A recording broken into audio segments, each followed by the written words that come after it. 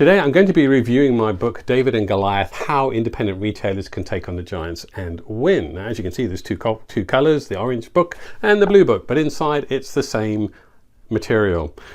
We brought out the orange book first, and then later, to keep in line with the branding of the business, we created a blue book as well.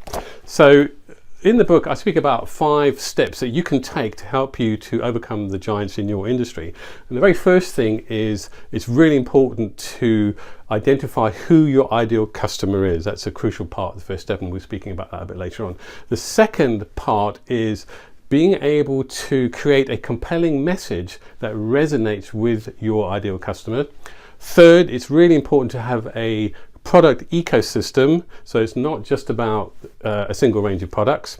Fourth, we talk about the power of prospecting so that you can get a steady flow of really nice customers coming into your store. And then the fifth step is all about raising your personal profile so that you can differentiate yourself from your competition. But before I go into that, I'd just like to share with you what motivated me to write this book, and particularly why did I decide to write a book about retailing for independent retailers.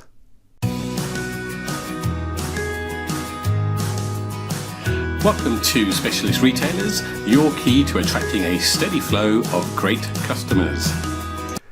So I come from a family of retailers. My dad was in retail all of his life, and I actually worked with him for 5 years in my early career. And we used to live in a house over the shop in Sidcup, and back then it used to be a men's clothing store. It's now a Lloyd's Bank. And we were living next door to a funeral director, as I recall, and we used to play hide and seek next door with the neighbours' children, and we used to hide around the coffins, which was really interesting. You can imagine a bit spooky as well, but it was a lot of fun. My mum ran a cafe as well, so she had a bit of retail background, and then for nearly 20 years I supplied decorative lighting to independent retailers all over the United Kingdom. And what I found is, over time, I used to listen to their struggles and their problems. And back when my dad was in retail, of course, there was no internet, but today high street retailers have a real struggle with the competition from online retailers. It seems that online retailers just want to discount everything, and in some cases they just sell. I'm convinced that they sell a lot of times without even making a profit. I don't even know how they make money sometimes. So they have this massive problem going on. So is there a solution, and is there a way that retailers who have a bricks and mortar presence can combat this problem with online retailers? You know, I sensed a growing frustration amongst high street retailers, many of them who are my friends, who just seem to be frustrated with customers who take advantage of their expertise. They don't appreciate their value. They push them for product knowledge, product ideas, and then they go and try and buy the same thing cheaper online. And although that is frustrating, I suppose that is how a free market economy works. So people will buy wherever they can get the best price. So the key really is, how can high street retailers increase their value, or their perceived value, to the point where customers are more willing to pay them a fair price for their products and services? So I asked myself the question, is there anything that can be done to help high street retailers get a better deal, or perhaps attract more customers to their store? Now, there's a lot of noble causes out there that are trying to save the high street. For example, Save the High Street campaign. But it's a bit like running a campaign to save the gas lighters or save chimney sweepers. Now, when something better comes along in the marketplace, like electric lighting or central heating, then no amount of campaigning is going to help save the lamp lighters or save the chimney sweepers. And in a similar way, unfortunately, as sad as it is, there are going to be many high street retailers that we're not going to be able to save, simply because of the infrastructure that we find ourselves in at the moment. So online trading, in a sense, is the new lamplighter or central heating of our day. It's convenient, it's often a lot cheaper than you can buy on the high street. You can shop in the middle of the night if you particularly wanted to, and you can also send the products back because there's a cast iron guarantee. So why wouldn't you want to shop online? It makes a lot of sense. Having said all that, does this mean that the high street is either dead or dying? Well, if it's not, it's in serious need of some surgery. Depending on who you speak to, online shoppers is increasing by either 40 to 50%. So that means that if you're a bricks and mortar retailer, there's a huge chunk of customers who are now just not coming into the high street anymore. But it also means that there's about 50% of customers who do prefer to come into your store, which is obviously a good thing. So there's still a large amount of customers who want that personal service. They want that to be able to see products. They want to be able to touch and feel the products. They want to get advice from an expert like yourself in store. Now, when I wrote my book, the major question on most retailers' minds was, how can I attract a steady flow of great customers? Surely that would be on everyone's mind. As an independent retailer, you might feel a little bit like David trying to take on Goliath, but there are some things that you can do to help increase footfall into your shop. So let's have a look at the 5 key points in the book and how that can help you grow your business. And the first step is it's critical to identify who your ideal customer is. Now you might have heard of customer profiling. Maybe you've done a little bit of target marketing yourself and you have some idea of who your target customer is. And that's great. But if you haven't, let's dig down a little bit deeper and try and discover why it's so important to know who your ideal customer actually is. And in my book, in step 1, under who is your ideal customer, I was going to read from this, the first couple of paragraphs. One day, a giraffe decided to open a store selling clothing. He built a wonderful showroom with tall ceilings and narrow doors so that his giraffe customers could easily visit and buy his goods. He built shelving high on the walls so that his customers could try on the wonderful array of hats. The fitting rooms had tall and thin mirrors for his customers to see how good they looked. He then created a website and a social media profile aimed at attracting more of his target customers to his showroom. A few weeks after opening, he met his good friend, the elephant, and invited him to his store. But when the elephant tried to enter the store, he was too wide to fit through the narrow doors. The giraffe saw his dilemma and rushed to his aid. Come around the back and we'll let you in through the back entrance. Those doors have been made bigger for our deliveries. The elephant was relieved and pleased to enter the giraffe's store to see the new clothes. He was delighted with the colourful range, but when he tried them on, they were too tight. He liked the look of the hats, but they were just out of his reach. The giraffe was embarrassed and disappointed that nothing was suitable for the elephant. The elephant left the store feeling dejected and down in the trunk. With the best of intentions, the giraffe could not help the elephant. He had correctly identified his customer and stocked a fashionable range of clothing for his giraffe friends, but the style and size would never suit the elephant. He was clearly not the giraffe's target customer. So I think you probably know what the moral of the story is. Clearly, if your target market are giraffes and you're stocking clothing for giraffes and all you're getting through the door are elephants, well, you've seriously got a problem. Now, as crazy as this may sound, I actually had this similar example a few weeks ago when I visited a store with 2 wonderful gentlemen who owned a men's clothing store. I won't say which town it is in case you know who I'm talking about.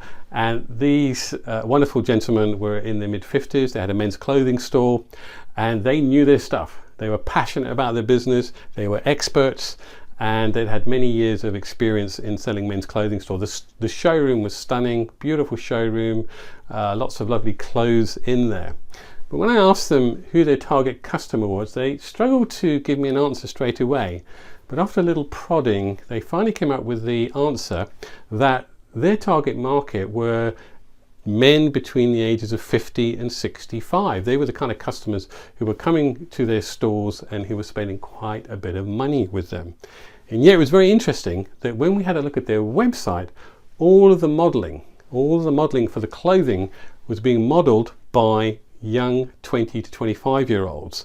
So clearly their website wasn't reflecting their target customer. And so when young men came into that store, they might have been a bit confused because the clothing didn't really suit them. And if someone like me, who is an ideal target customer for them, came across their website, if I was looking for somewhere nice to shop in that area, and I was looking and reviewing websites, I would have come across their website, looked at the young men on the website and thought, well, that's not really for me. Even if the clothes might have looked okay, I would have been put off because they were young 20 to 25 year olds. In fact, it would have been a better store attraction for my son who's in that age bracket. So target marketing can sometimes seem obvious, but don't overlook the obvious, because these are the things that can detract people from coming to your store. So take a really hard look at your branding, your target marketing, what are you doing on your website, to make sure that you fit the profile and the picture of your ideal customer. The second step to growing your business is to create a compelling message. Now, what does that mean? Let's have a look in the book. Step 2, how to create a compelling message. With a powerful and compelling message, you can clearly show your customers how your products and services will benefit them personally. It will differentiate you from your competition and answer the question, why should I buy from you? And it will include a call to action. A well-crafted message will also inspire customers to become advocates for your business. So it needs to be clear and concise, so it's easy for them to share with their friends and family. Step 3 is the product ecosystem, and there are 3 elements to the product ecosystem that will help your customers make a real connection with you and your business. The first element is your product's ability to appeal to your customers' emotional needs. The second is the physical aspect of the actual product. And the third element is the digital impact of your products and services. So what does that mean? On the first point, it means that people buy products based on emotions or feelings. So for example, people don't buy a dining room table, they buy an event, they buy a banquet, they buy an occasion where their friends and their family can come around, and that's kind of what's going on in their mind when they're looking at that dining room table. People don't buy a lighting pendant to light a room. They buy a spectacular chandelier that can wow their friends and impress them. And so again, these are the kind of feelings that are going through your customers' minds when they're looking at your products. So try and tap into those feelings by asking them questions and maybe painting a picture for them when they're looking at those products of what it could look like or feel like in their home. That's really critical. The second point is the product itself. Obviously your product needs to be on point, it needs to be trendy, packaged well, displayed well, so that it attracts customers into the store. And for the most part, when I speak to retailers and when I visit retailers, they're pretty good at getting that right. The third point is absolutely critical to get the digital impact of your business right. In other words, make sure that you're engaging in social media, for example, sharing content, ideas, points, advice. This is not about plugging your products on social media. That's not where you sell your products. It's about creating relationships with your customers online. You can also do that by sharing articles, or perhaps you've got a report or a book that you could download from your website, or perhaps even on Kindle. So all of these things, the digital impact, are critical. So those 3 points, making sure that you're engaging the emotions of your customer, making sure that you've got the right products, and also ensuring that you're communicating with them through social media and other mediums. Those 3 elements have to be in play and have to be working together to help you to grow your business and take on not only your competitors down the high street, but also the giants in the industry. So the 4th step is the power of prospecting. So what is prospecting and what is a prospect? Well, a prospect is a person who is not yet a customer, but who fits the description of your ideal customer. In this chapter, we will discuss how to prospect for your ideal customers by applying the principles of digging the well before you thirst. We'll review the importance of having a strong database and discuss how to overcome the Goliaths, the fears that may be preventing you from actively prospecting for new business. Now, of course, there are many ways to prospect for new customers. For example, do you remember this guy, the telephone? Well, this is a great way of inviting customers to come into your store, and yet very few people use the telephone. And the main reason for that is because we have this fear of rejection. Nobody likes phoning and getting rejected by their customers. But it needn't be that way, because it could be quite a nice, easy, soft sell. So imagine if you got a call from your local retailer inviting you to come to the latest event or to come and view the latest products that you've got in store. As long as it's a soft invitation and you're not trying to hard sell, you'll be surprised at the results that you get. So give that a go and see what happens. Of course, there are many other ways of prospecting for new business. For example, engaging with your customers online through social media.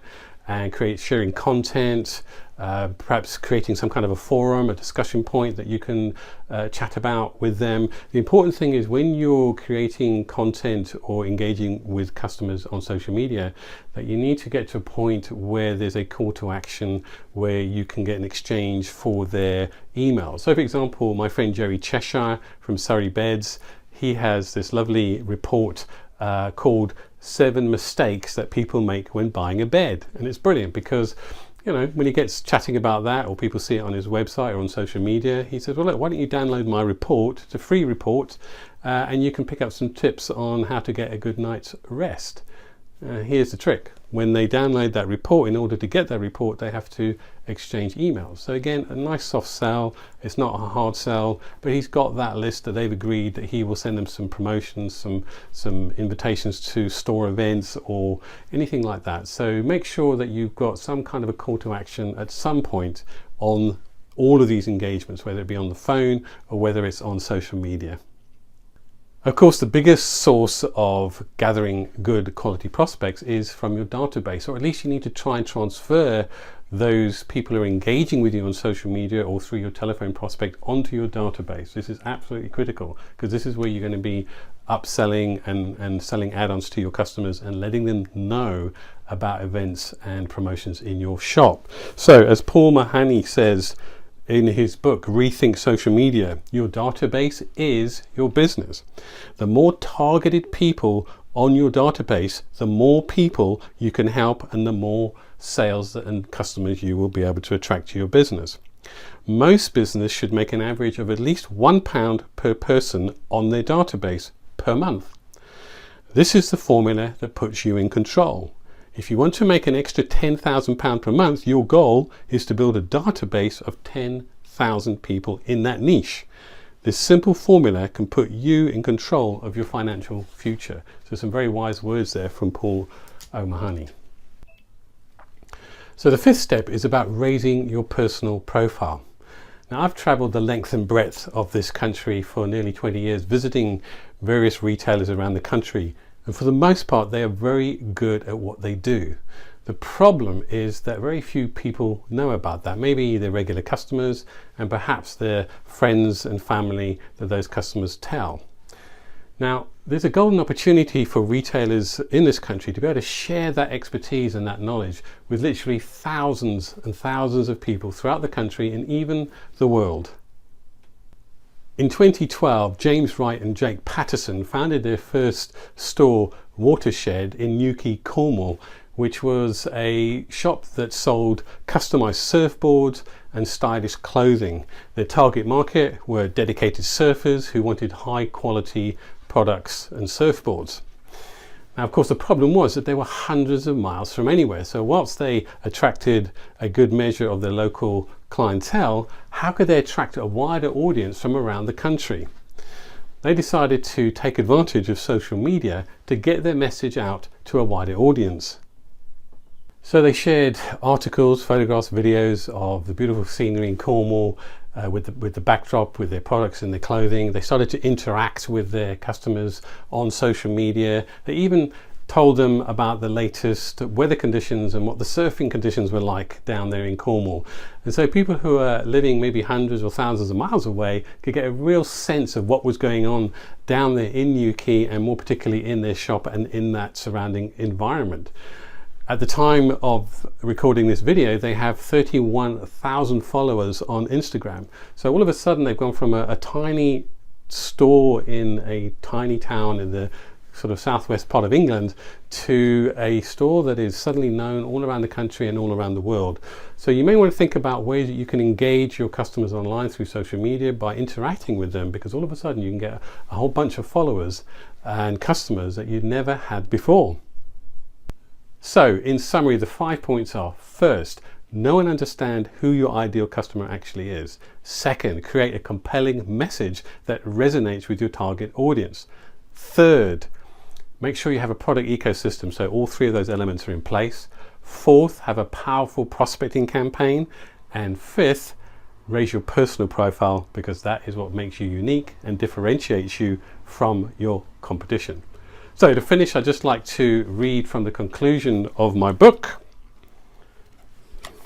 And it says, your business can soar to a higher plane of existence through learning and application, but only if you take courage like David and face your Goliath with determination and zeal.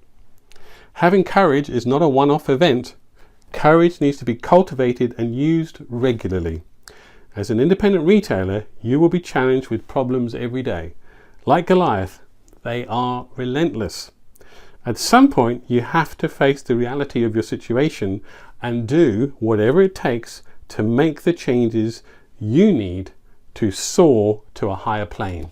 Very much like my eagle friend over here. Thank you for watching. If you've liked what you've heard and seen today, then please make a comment in the comment box below.